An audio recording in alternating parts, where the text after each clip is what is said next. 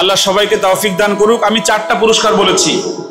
একটা হলো 100 টাকা নামাজ কোরআন পড়া, 2 নাম্বার হলো তাহাজ্জুদ পড়া 50 টাকা, 3 নাম্বার হলো 200 টাকা পিতামাতাকে সূরা ফাতিহা থেকে ফিল পর্যন্ত যে কোনো একটা সূরে শেখানো, 4 নাম্বার হলো 9 তারিখ কয়টার আগে 1টার আগে আসলে একটা বার্গার পুরস্কার, 5 নাম্বার হলো এই 4টা পুরস্কার যে পাবে সে আরো 200 টাকা পুরস্কার পাবে।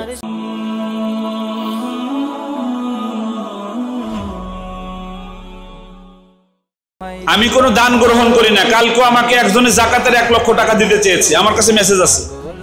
আমি বলছি যাকাতের টাকা নেই না, অন্য কোনো মাদ্রাসায় দিয়ে দেন। ওই লোকটা এত আশ্চর্য হয়েছে, আমাকে বলতেছে যে আমি এরকম হুজুর আমি দেখি নেই যে 1 লাখ টাকা দিতে চাইলাম যাকাতের, আপনি নিলেন না। আমি বলছি যে আমাকে আল্লাহ এর চাইতে অনেক বেশি দেয়। বলেন না আলহামদুলিল্লাহ। আমার জীবদ্দশায় আমি যতদিন বেঁচে আছি, আমি যদি 1000 এতিমকেও লালন পালন করি, আমি যাকাতের কোনো টাকা গ্রহণ করব না ইনশাআল্লাহ। আমি আমার টাকা দিয়ে আমি এই এতিমদেরকে পড়াবো ইনশাআল্লাহ। এখন প্রিয় গার্ডিয়ানরা, এই টাকাটা কোথা থেকে আসে? আপনাদের কাছ থেকে আমি 12,000 টাকা নেই না? যারা সামর্থ্যবান 12,000 টাকা নেই, এই 12,000 টাকা থেকে 2-3 হাজার টাকা লাভ হয়। এই যে আমি একদম প্রকাশ্য বলতেছি, সব টাকা তো খরচ হয় না, 2-3 হাজার টাকা লাভ হয়। এই টাকার 40% টাকা আর রায়হান মাদ্রাসা শুরু থেকে এখন পর্যন্ত এই এতিম এবং নবমুসলিমদের পিছনে ব্যয় করে। বলেন আলহামদুলিল্লাহ। তাহলে অন্য মাদ্রাসাও কিন্তু লাভ করে। এরকম মাদ্রাসাও বাংলাদেশে প্রাইভেট আছে যারা 50,000 টাকা বেতন নেয়, আছে না নাই? 3 লাখ টাকা ভর্তি ফিস নেয় মাদ্রাসা, ইংলিশ মিডিয়াম বলে নেয় বা সিআইপি ভিআইপি বলে নেয়, তারাও লাভ করে। কিন্তু তারা কেউ ঘোষণা দিয়ে এরকম যে যত এতিম আছে সকল এতিম নেব, এরকম ঘোষণা দিয়ে কেউ এতিম নেয় না। ঠিক না বেঠিক? আর রায়হান মাদ্রাসা ঘোষণা দিয়ে এতিমদেরকে নেয়। আপনাদের টাকাটা কোনো মদখোর গাঞ্জাখোরের পিছনে ব্যয় হয় না আলহামদুলিল্লাহ। আপনাদের লাভের টাকাটা একজন বাংলাদেশের সবচাইতে নিঃস্ব এতিম অসহায় দুস্থ যে কোরআন শিখতেছে তার পিছনে ব্যয় হয়। গার্ডিয়ানরা খুশি না বেজার? আর কোনো কষ্ট আছে? নাই। এরপরেও যদি আপনাদের কারো কোনো সমস্যা থাকে আমাদের কাছে আসলে আমরা সেটা শোনার চেষ্টা করি। এখন আমার একটা দাবি, যেমন আমার ওই যে সাইফুল ভাই, দাঁড়ান সাইফুল ভাই, সাইফুল ভাই সেদিন 200 ডিম নিয়ে আসছে, 200 না 300 ডিম নিয়ে আসছে ওনার খামারের বাচ্চাকে খাওয়াতে। আমার উনি মিনিমাম 500 বার বলছে ডিমগুলো বাসায় নেবেন।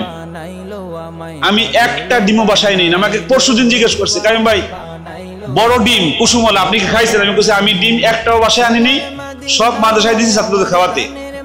আলহামদুলিল্লাহ। বলছেন না ভাই? বলছি।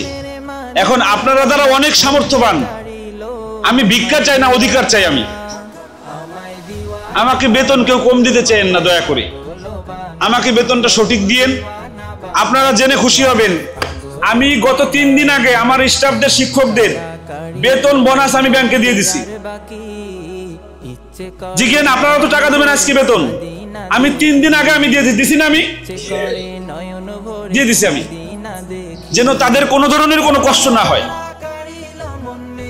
আমি গতকালকে 3টা বিবাহ ভাতা দিছি 90,000 টাকা, 3টা আমার স্টাফদেরকে। এখানে বেশি টাকা খরচ হওয়ার কারণ তো আপনারা যারা সামর্থ্যবান আছেন গার্ডিয়ান, আপনাদের কাছে আমার অনুরোধ থাকবে যে আপনারা একটু আমাকে ভালোবাসেন, এই মাদ্রাসাকে ভালোবাসেন, তাহলে আল্লাহ রাব্বুল আলামিন আপনাদের খুশি হবে। আমি না খেয়ে রোজা রাখছি, কথা বলতে কষ্ট হচ্ছে, তারপরে বলেছি আব্বা জান নাই, এই আব্বা 9 তারিখ আমি ফুলের তোড়া ফুলের মালা নিয়ে এখানে বসে থাকবো। কেমন যেন আপনারা শ্বশুর বাড়ি আসছেন, আমি আপনাদেরকে ফুলের মালা দিয়ে বরণ করতে চাই। আপনারা আসবেন না ইনশাআল্লাহ? আল্লাহ সবাইকে তৌফিক দান করুক। আমি 4টা পুরস্কার বলেছি।